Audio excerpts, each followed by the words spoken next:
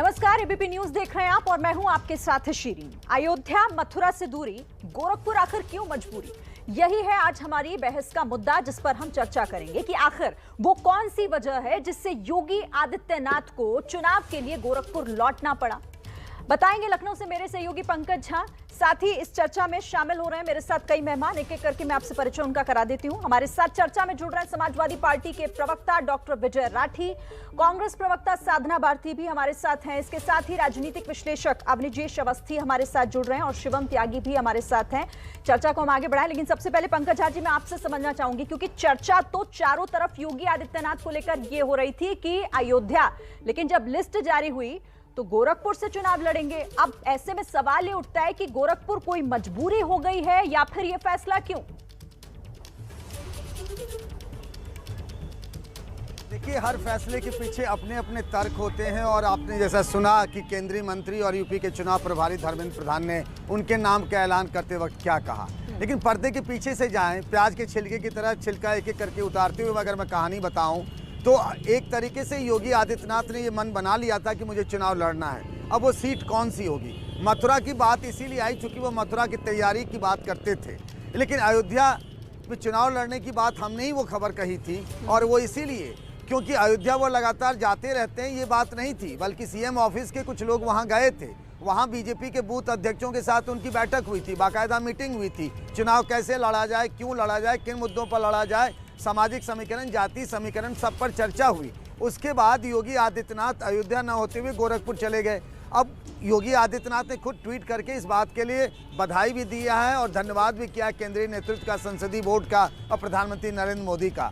ये कहा जा सकता है, तर्क ये दिया जा सकता है कि गोरखपुर उनकी कर्मभूमि रही है, गोरखपीठ के वो महंत हैं, वहीं से चुनाव लड़ते रहे, लगातार 5 बार सांसद रहे। लेकिन इतना तय है कि अयोध्या से अगर योगी चुनाव लड़ते तो इस बात का मैसेज पूरे देश में जाता। अब अगर वो गोरखपुर लौट गए हैं तो इसका जवाब सिर्फ योगी ही दे सकते हैं। श्री ठीक है, हमारे साथ डॉक्टर विजय राठी भी हैं। डॉक्टर विजय राठी, जैसा पंकज कह रहे थे, मतलब क्योंकि ये भी कहा जा सकता है कि कर्म भूमि रही है तो वहां से चुनाव लड़ रहे हैं, वहां से चुनाव लड़ने का फैसला किया। फिर ऐसे में अखिलेश यादव को ये क्यों लग रहा है कि भाई यहाँ तो चर्चा किसी और की हो रही थी, लेकिन बीजेपी ने बाबा को घर भेज दिया?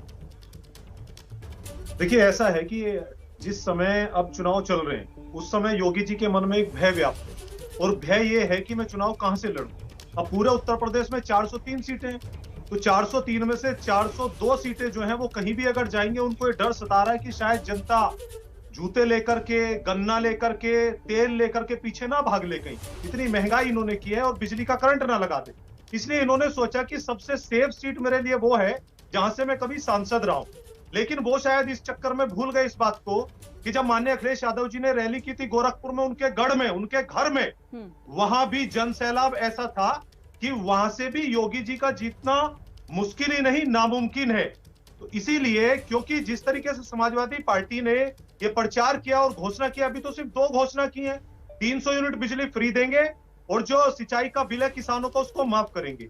उसी से ही इतना भय व्याप्त है कि अगर अयोध्या में जाते ये वो लोग जो नाथू राम के वंशज हैं, अगर राम के दरबार में जाते जहां इन्होंने चंदा चोर बनाए हैं, चंदे में घोटाला किया है, तो भगवान राम तो इनको माफ नहीं करते।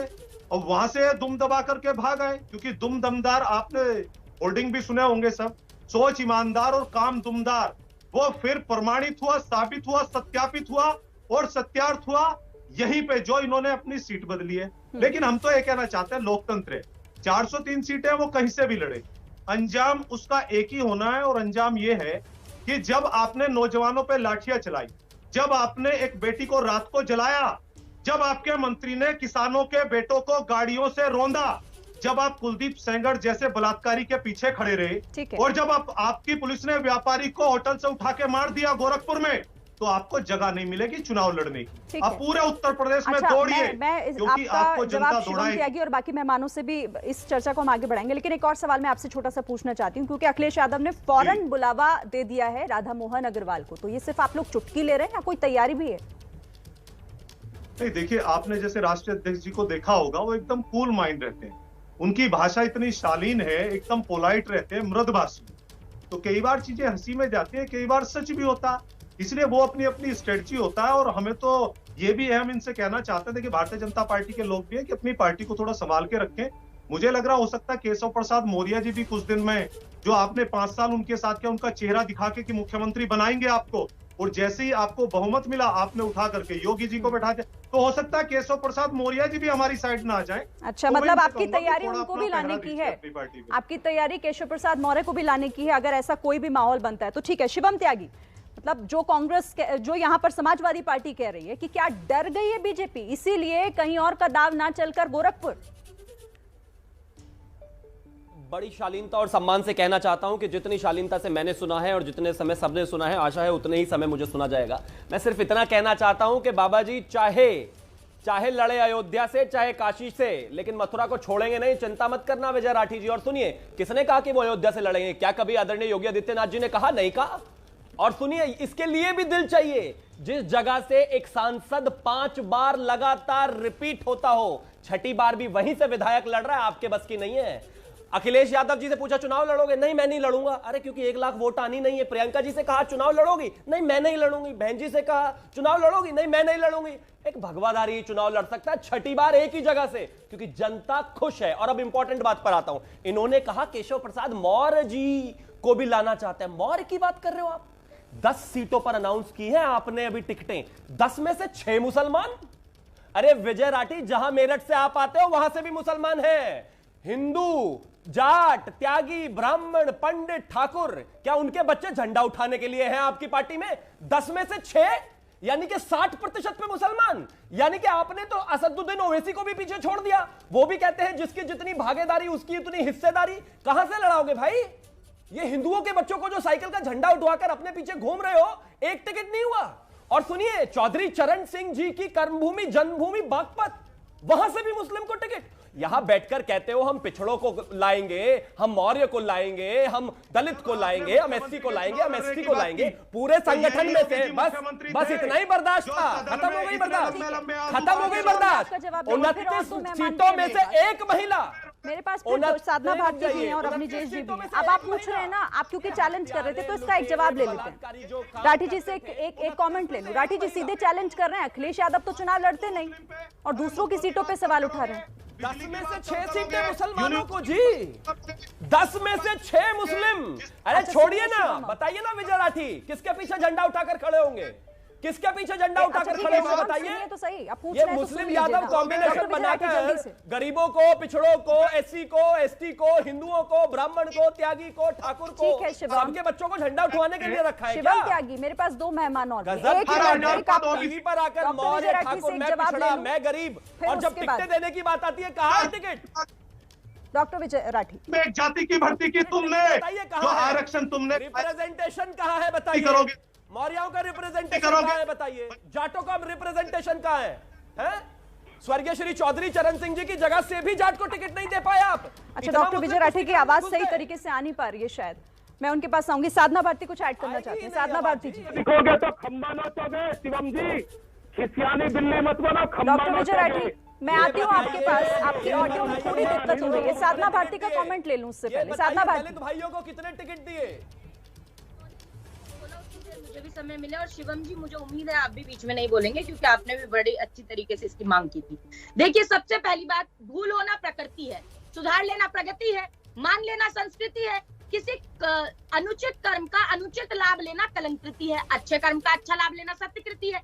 लेकिन प्रकृति, प्रगति, संस्कृति, कलंकृति, सत्यकृति को भी जो लांग जाए वो भारतीय जनता पार्टी की कलयुगी राजनीति है। और इसी कलयुगी राजनीति की वजह से, कथनी करनी में अंतर की वजह से, काली टोपी वालों के काली करतूतों की वजह से, और जो कि बेटियों की शवों को जो डीजल पेट्रोल डालकर जला दिया गया रातों रात, हिंदू संस्कृति के विरुद्ध हिंदुओं की लाशों को गंगा मैया के किनारे दफना दिया गया, उसी की वजह से अब मुझे लगता है योगी आदित्यनाथ जी की चुनाव से पहले ही घर वापसी हो गई है। और ये बड़ी बात नहीं होगी अगर 2024 से पहले मोदी जी की भी घर वापसी हो जाए, तो ये कोई मतलब अचंभे वाली बात मुझे नहीं लगता होगी। दूसरी बात, ये भगवादारी की बात कर रहे थे अभी ये तथाकथित राजनीतिक विश्लेषण और भाजपा के जबरदस्ती के प्रवक्ता, ये कह रहे थे कि भगवादारी ये करेंगे, भगवादारी वो करेंगे। अरे इतने ही भगवादारी बनते हो अगर तुम झूठे राम भक्त हो, हमें पता है। अरे प्रियंका गांधी जी रणथंभौर में जन्मदिन मना रहे हैं, एक बार बात नहीं की गई। रणथंभौर में जन्मदिन मना रही है प्रियंका गांधी जी, जब वो राजस्थान में महिला बच्ची मूकबधिर बच्ची के साथ बलात्कार हुआ, सामूहिक बलात्कार हुआ, जवाब नहीं निकला। मतलब राजस्थान की बेटी नहीं है, उत्तर प्रदेश के यहाँ पर आकर हंगामा करेंगे, हाथरस पर हंगामा, राजस्थान पर चुप।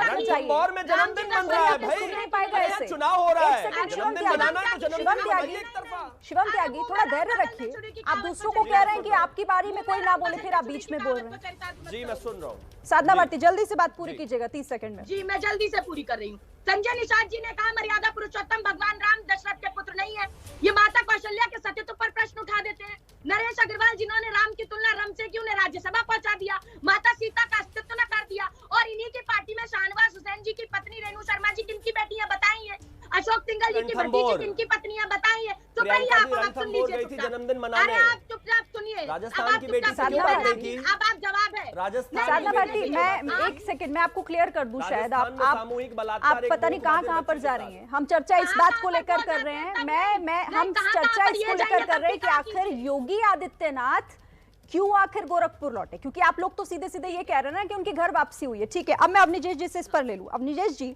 आपको क्या समझ में आ रहा है? मतलब ये कोई स्ट्रैटेजी है या फिर एक आरोपों का मौका तो मिल गया है, विपक्षी दल तो कह रहे हैं कि देखिए घर भेज दिया है, ये क्या कोई स्ट्रैटेजी है?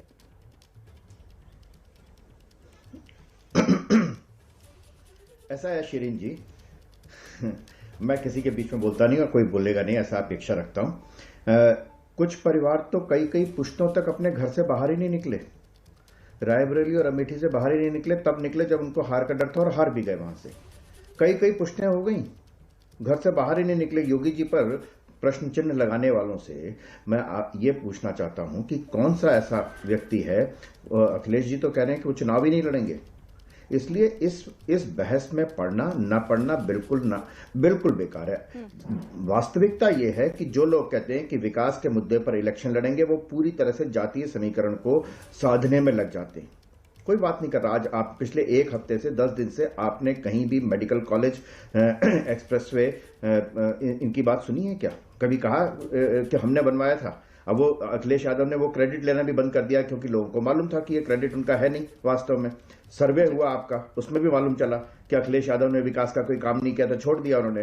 तो योगी आदित्यनाथ, जहां से वो 5 बार सांसद रह चुके हैं और उससे पहले महंत अवैधनाथ वहां से सांसद रह चुके हैं, अगर योगी आदित्यनाथ वहां से चुनाव लड़ने का फैसला स्वयं नहीं पार्टी करती है, उन्होंने स्वयं फैसला नहीं किया, पार्टी अगर ये फैसला करती है, निर्णय करती है, तो पार्टी के निर्णय को दरकिनार करके वो ये कहें कि मैं मथुरा या अयोध्या से चुनाव लड़ूंगा, ऐसा भारतीय जनता पार्टी में नहीं होता, ऐसा कहीं और होता होगा। ठीक है, मैं आऊंगी डॉक्टर विजय राठी आपके पास, लेकिन पंकज जी मैं एक चीज समझना चाहती हूँ, क्योंकि यहाँ पर एक बहुत दिलचस्प तस्वीर भी हमने देखी कि डॉक्टर जो राधा मोहन अग्रवाल हैं, उनका टिकट काट दिया गया। कल शाम तक वो प्रचार कर रहे थे, तो वैसे में सवाल ये उठता है, पहले ही बगावती अंदाज में कई नेता बगावत कर चुके हैं, बाहर निकल भी चुके हैं, ऐसा तो नहीं कि ये मुश्किल खड़ी करेगा? और अब होगा क्या यहाँ पर राधा मोहन अग्रवाल का?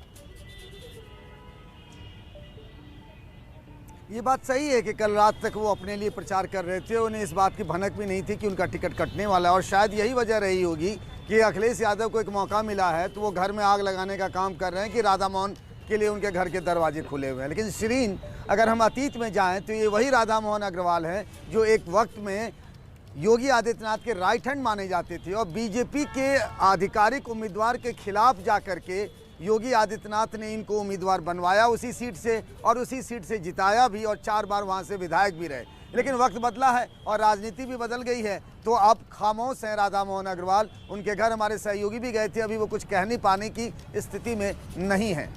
डॉक्टर विजय राठी, डॉक्टर राधा मोहन दास फिलहाल तो कुछ नहीं कह रहे, लेकिन आप ऐसा तो नहीं पीठ पीछे या फिर पीछे वाले दरवाजे से आप लोग बातचीत शुरू कर रहे हैं उनसे?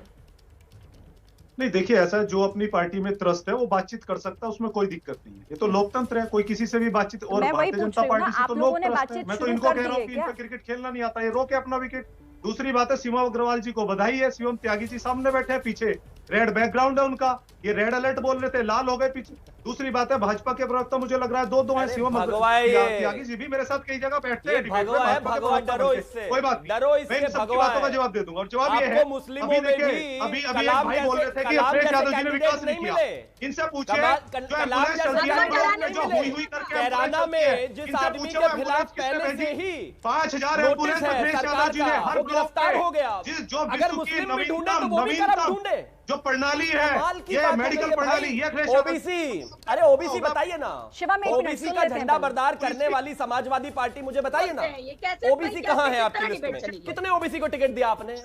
नहीं बात करते हैं ना, बात करते हैं ना, करिए आराम से, कोई लड़ थोड़ी ना रहा, मैं पूछ रहा हूँ। 90 का चौराहा देखना, बीच में बोल बोल के और पूछा यूपी कीजिए। पुलिस के एक मिनट शिवम त्यागी, बीच में बोल बोल के पूछे, हलवा डराने के लिए रखा है आपने। मैं आपको मैं आपस में कर दिया। ओबीसी है आपके, मैं सुन ये जाट है आपके, ये ब्राह्मण है आपके, ये पंडित डॉक्टर है विजय आपके। राठी और अब साधना हिंदुओं भाटी के आप भी खिलाफ बोल रही जो हैं, और नफरत शिवम त्यागी, आपके एक दिल में है, सेकंड, शिवम त्यागी, निकल कर सामने आ रही है। झूठ में टीवी पर शिवम त्यागी, मुझे आपका ऑडियो डाउन कराना पड़ेगा, क्योंकि आप ऐसे बोलेंगे ना। डॉक्टर विजय राठी को मैं सुन पा रही हूँ ना आपको। मैं कंप्लीट कर दूं, मैं इनका डॉक्टर झूठ विजय उजागर राठी, कर दूं। जल्दी से, 30 मेरठ में 7 में से सिर्फ 2 सीट डिक्लेयर हुई हैं अभी, और वो बता रहे हैं टिकट किस किस को दे दिया। ये इनका झूठ है, अभी तो डिक्लेयर ही नहीं हुआ टिकट। नहीं, आप मुझे बताइए ना कि आप लोग उन्हीं के सहारे बैठे हैं? जो बीजेपी से नाराज होकर बाहर आएंगे वो उन लोगों को आप शामिल कराएंगे क्या? उन्हीं लोगों के भरोसे बैठे हैं आप लोग? समाजवादी पार्टी उन्हीं के भरोसे बैठी हुई है क्या इस चुनाव में? सिरीन जी मुस्लिम यादव कॉम्बिनेशन बना रहे हैं और कुछ नहीं है इनके पास। शिवम, आपसे सवाल नहीं है, डॉक्टर विजय राठी से। पार्टी की तरफ लोग इसलिए जाना चाह रहे हैं, उम्मीद से देख रहे हैं वो कि सरकार बनने वाली है, बहुमत है, जनता है साथ। तो आपने कहा उनके सहारे, हम अपने सहारे हैं, लेकिन अगर कोई कद्दावर जनाधार वाला नेता वो विश्वास हम में जताता है तो हमारे रास्ते बंद नहीं है, हमारे रास्ते खुले, क्योंकि उसको सम्मान मिलेगा। वो विकास के साथ है, वो ऐसे हत्यारों के बलात्कारियों के साथ खड़ा नहीं होना चाहता जिनके लिए अमीर मुसलमान उनके दामाद हैं और गरीब मुसलमान उनके लिए आतंकवादी हैं। फिर आपके पास शाहनवाज हुसैन और अब्बास तक इनके लिए, ठीक है डॉक्टर राठी, अब सुन लीजिए इनके लिए। ठीक है, ओके शिवम त्यागी जी, मैं सिर्फ इतना कहना चाहता हूं, भारतीय जनता पार्टी ने 107 सीटों पर टिकटें अनाउंस की हैं। अब से कल तक आप सुन रहे थे जब स्वामी प्रसाद मौर्य जी आए थे समाजवादी पार्टी में कि हम ओबीसी के रखवाले, हम एससी के रखवाले, हम एसटी के रखवाले, हम पंडितों के रखवाले। अब इनका चेहरा देखिए किस तरीके से एक्सपोज होता है। आप रिप्रेजेंटेशन कितना देते हैं लोकतांत्रिक व्यवस्था में, बस वही महत्वपूर्ण है। 107 में से भारतीय जनता पार्टी ने 44 सीटें दी ओबीसी को, 19 सीटें दी एससी को और 10 महिलाओं को। 29 सीटें अनाउंस की हैं अभी तक इनके गठबंधन ने। एक महिला को टिकट दिया है, आपने झूठ क्यों बोला? इनके पास महिलाओं का रिप्रेजेंटेशन नहीं है, ओबीसी का रिप्रेजेंटेशन नहीं है, एससी एसटी का रिप्रेजेंटेशन नहीं है। कमाल है। और सुनिए, समाजवादी पार्टी ने स्टैंड अलोन इंडिविजुअली 6-10 सीटों पर अनाउंस किया, उसमें से 6 मुसलमान है। मुझे बताइए, बागपत की सीट जहां पर चौधरी चरण सिंह जी जो जाटों का जाटों का युवाओं का भी सम्मान है, वहां पर भी जाटों को टिकट नहीं, क्यों ना हो?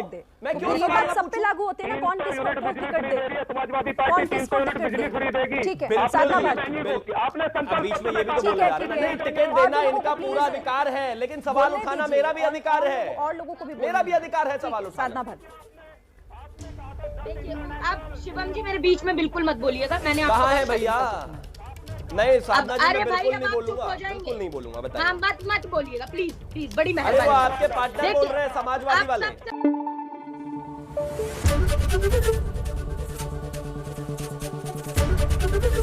एबीपी न्यूज आपको रखे आगे।